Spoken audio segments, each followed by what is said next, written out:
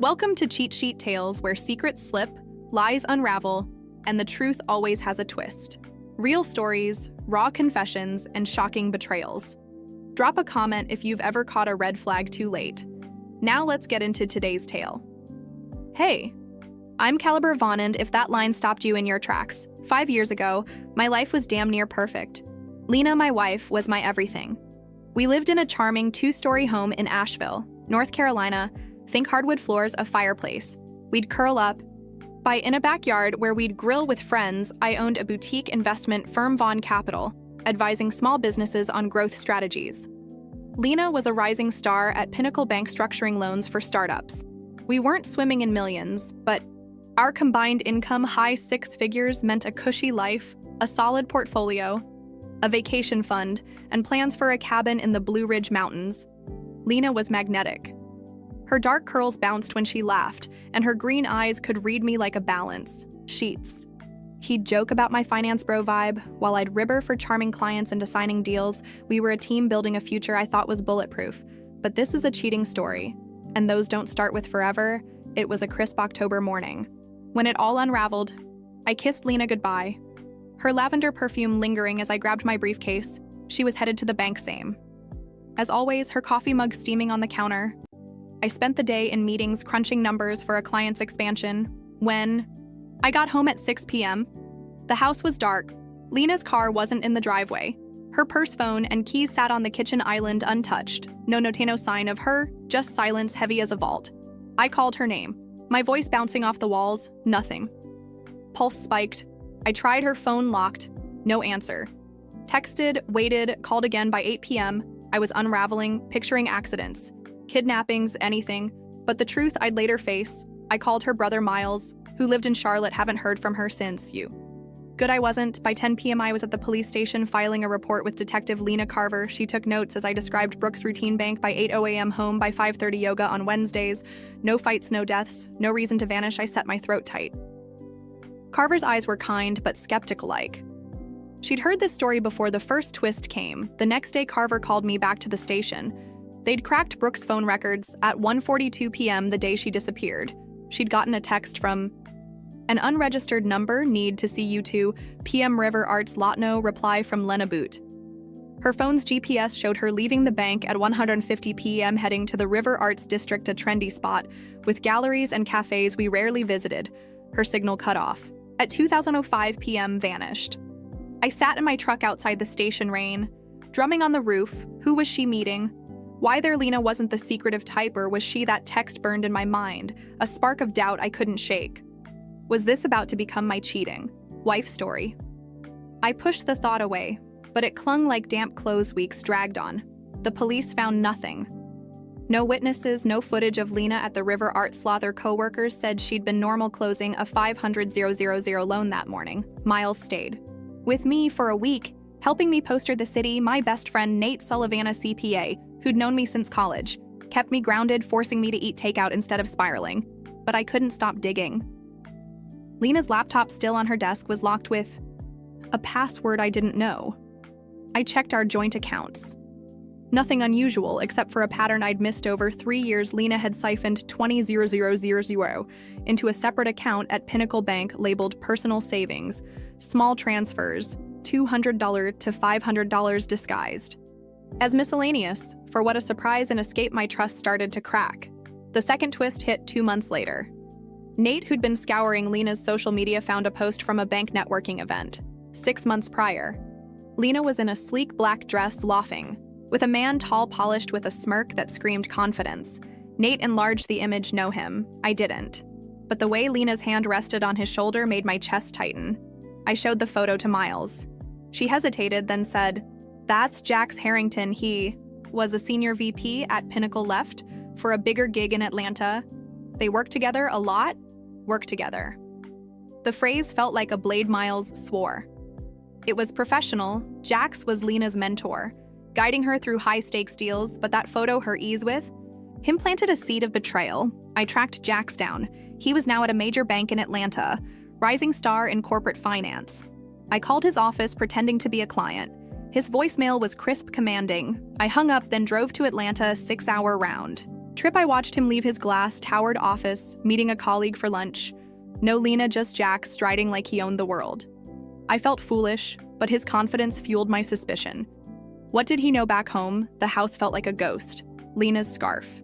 Hung on the coat rack, her favorite mug unwashed in the sink. I found a receipt in her car dated a month before she vanished for a cafe in the River Arts District, $12.47 for 2 coffees too. Then in her desk, a sticky noted H6:30 p.m. Blue Ridge Room Jax. Harrington, my mind raced, piecing together a puzzle I didn't want to solve. The third twist came at the 4-month Mark Scarver called me in the burner phone. That texted Lena was traced to a convenience store in Asheville. Security footage showed a man buying a tall, dark jacket face hidden by a ball cap carver. Showed me the grainy image, recognize him. I couldn't be sure, but his build matched Jax's. Were following up. Carver said, but it's thin. Thin or not. It was enough to make me question everything. Poured a bourbon, staring at our wedding photo on the mantle. Lena's smile was radiant. Her hand in mine, had she been hiding something?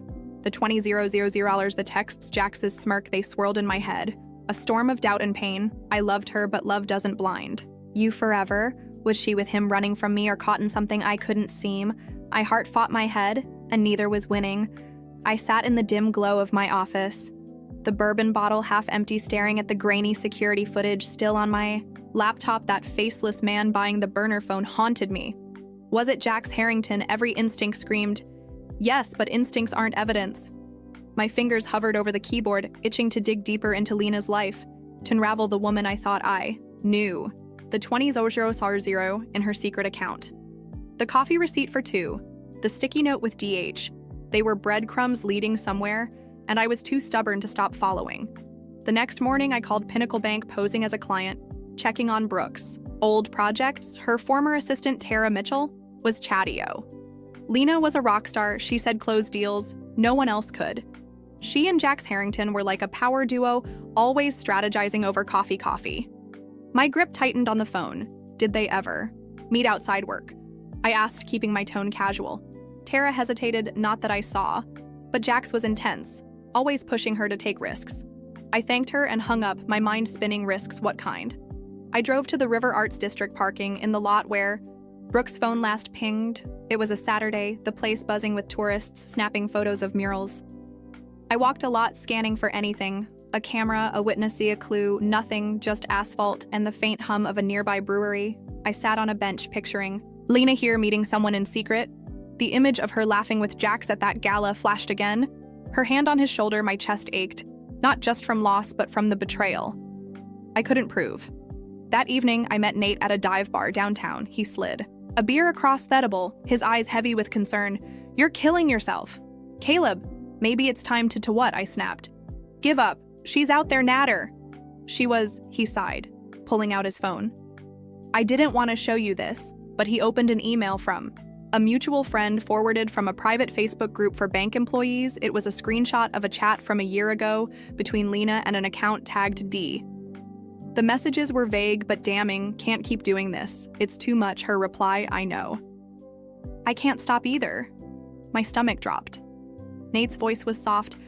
Could be nothing. Work stress. Maybe I didn't believe him. Neither did he. The fourth twist came a week later.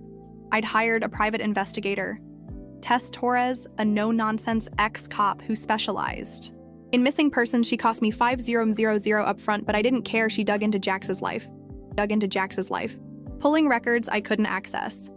Harrington's clean on papers, he told me over coffee at a diner. Big shot in Atlanta, lives in a penthouse.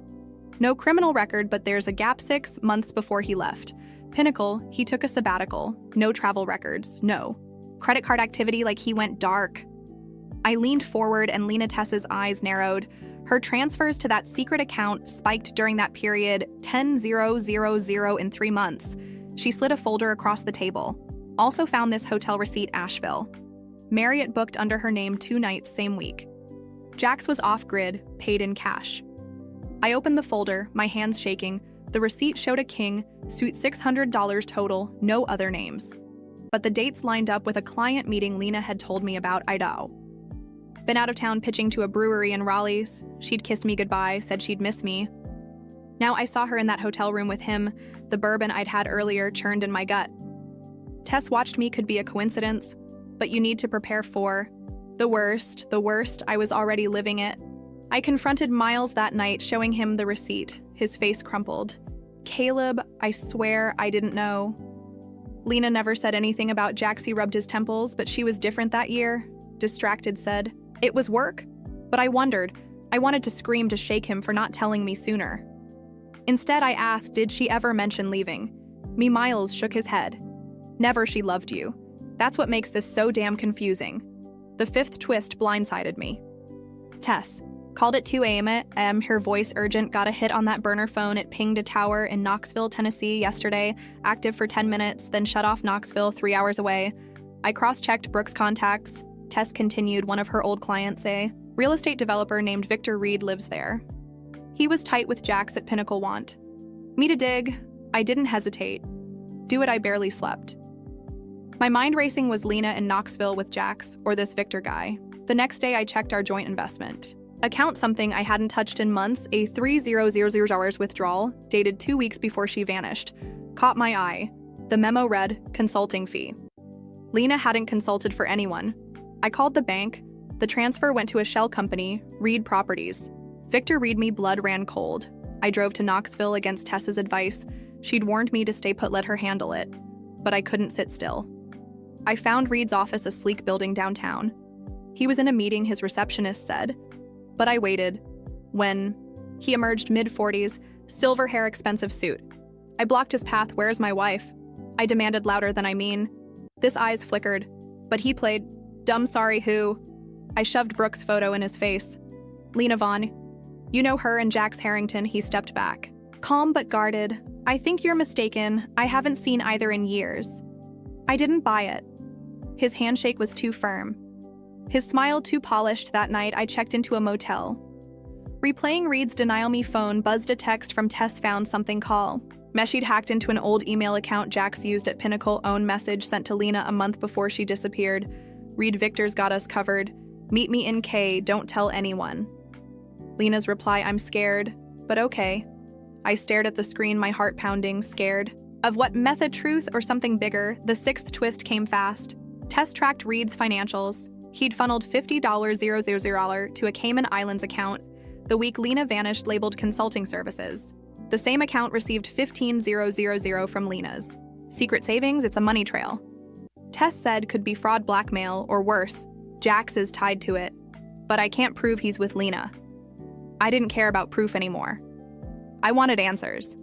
I went back to Reed's office the next day, but he was gone out of town. His receptionist claimed I broke into his parking garage, a desperate move even for me.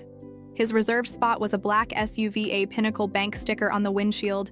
I jimmied the lock, my hands shaking.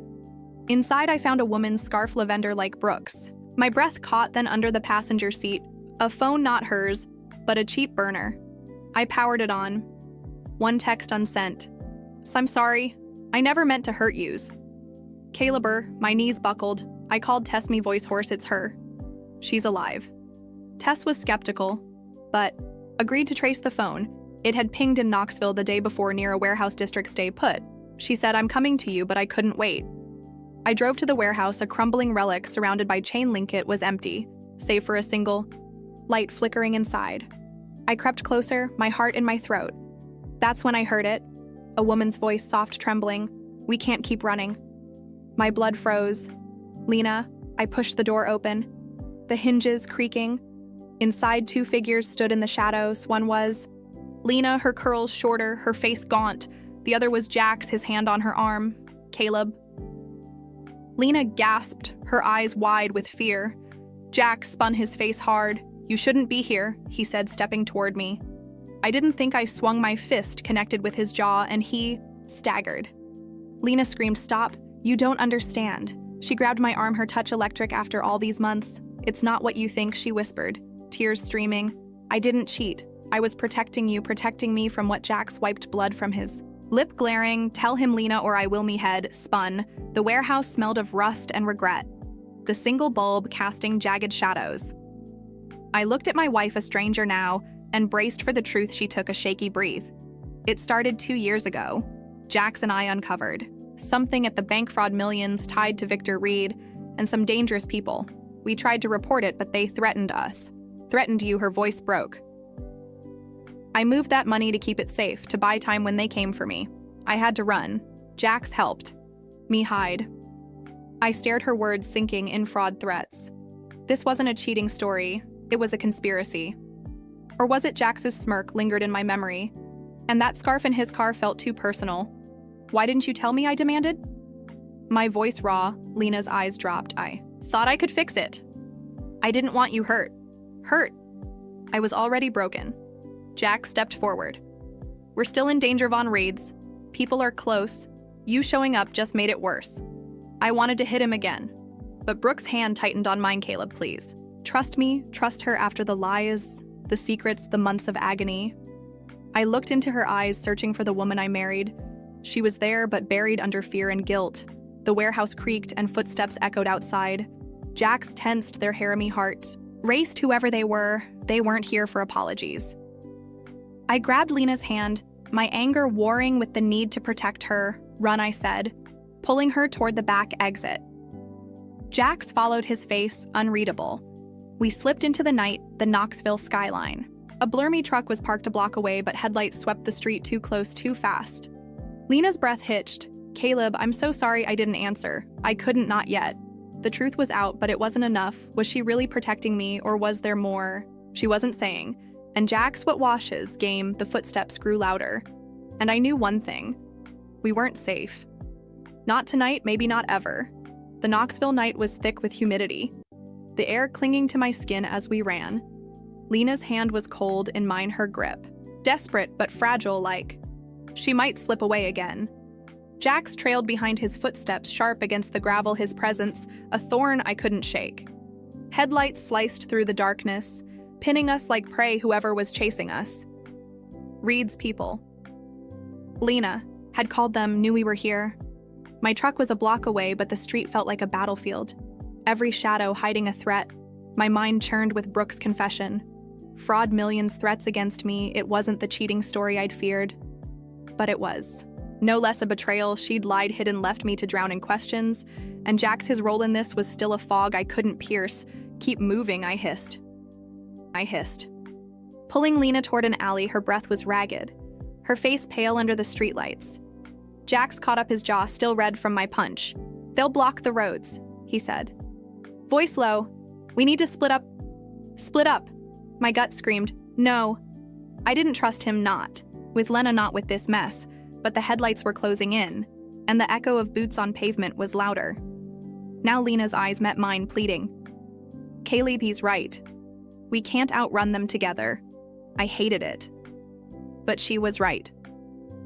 I nodded, jaw tight. You stay with me, I told her. Jax smirked like he'd won something. Meet at the old mill east side. 2 hours, he said, then slipped into the shadows. We ducked into the alley, crouching behind a dumpster that reeked of stale beer and rust. The SUV roared past its engine. Low growl. Brooke's hand trembled in mine, and for a moment I saw the woman I married, scared but fierce. I didn't want this, she whispered. I thought I could keep you safe. The words stung. She torn my world apart to protect me. And now we were fugitives. In a city I barely knew. No more lies, I said, my voice hard. What's red got on you? She swallowed, eyes darting. Not here when we're clear. I wanted to shake her, demand answers. But the SUV circled back, its light sweeping the alley. We pressed deeper into the dark, my heart pounding. The seventh twist came as we reached my truck. I fumbled for the keys. Brooke scanning the street. That's when I saw it, a glint under the wheel. Well, I knelt, my fingers brushing cold metal, a tracker wired to the chassis. Someone had been watching me, maybe for weeks. Caleb. Brooke's voice was tense. I yanked the device free, crushing it under my boot. They knew I'd come, I said. Realization dawning. This wasn't just about Lena or Jax. I was a target. To her eyes widened. Victor's people, they must have followed you from Asheville. My mind raced. Had they bugged my phone in my office? The life I'd thought was mine felt like a house of cards, collapsing with every new truth. We climbed into the truck, and I floored it. Weaving through Knoxville's back streets, Lena clutched the door, her knuckles white. There's a safe house, she said. Jack set it up. It's off-grid near the Smoky's safe house with Jax. The idea churned my stomach. But we had no choice, the mill was too exposed, and I didn't trust Jax to show tell. Me, everything I said. I is on the road now. She took a shaky breath.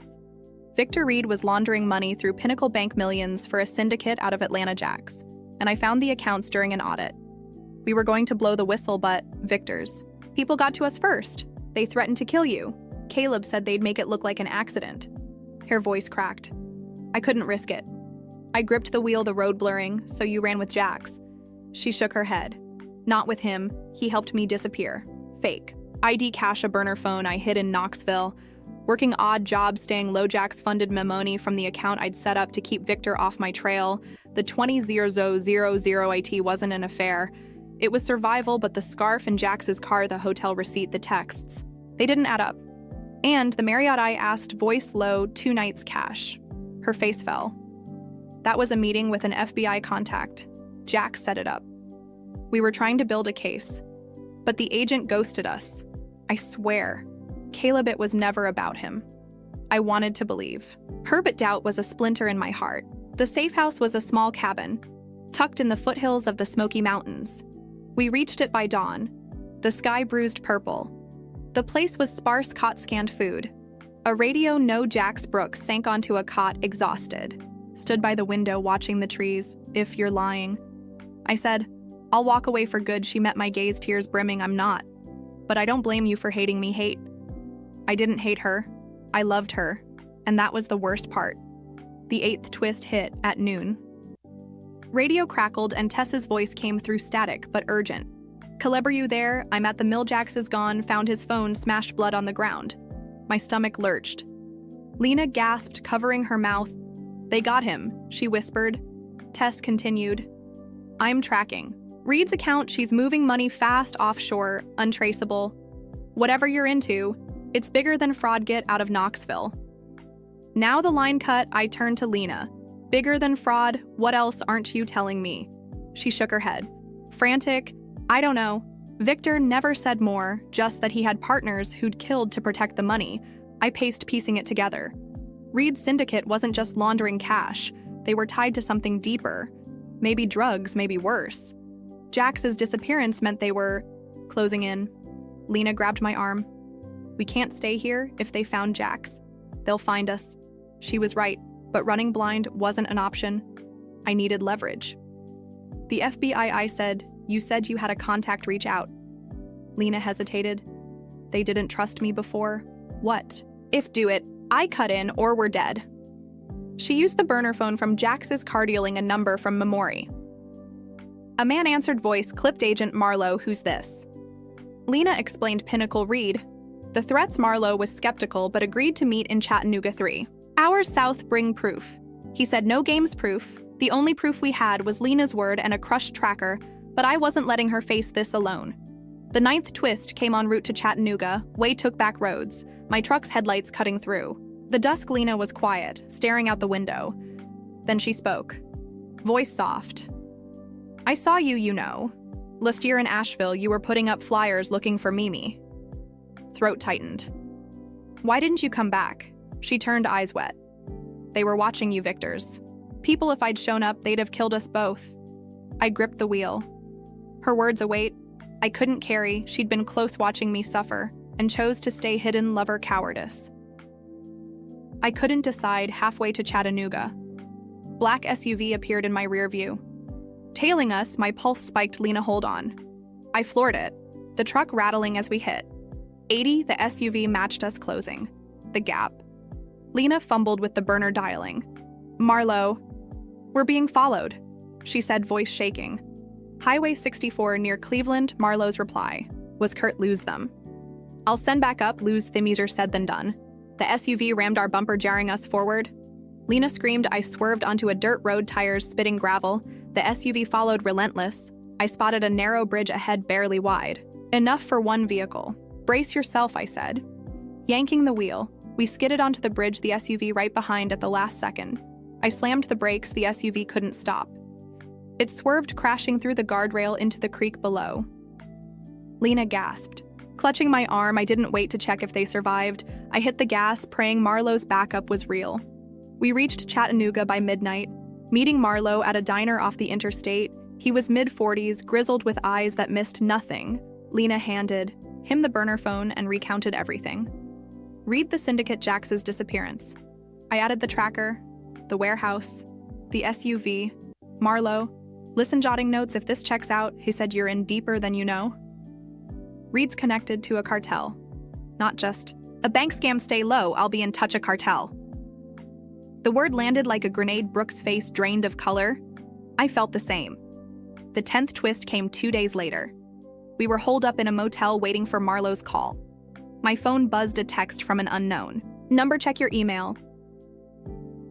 Jax. I opened my laptop, heart racing. An email, waited, sent from a dummy account. It contained a single file, ledger detailing transactions between Reed Properties and a dozen offshore accounts, millions funneled through Pinnacle Bank with Brooks and Jax's names on several entries.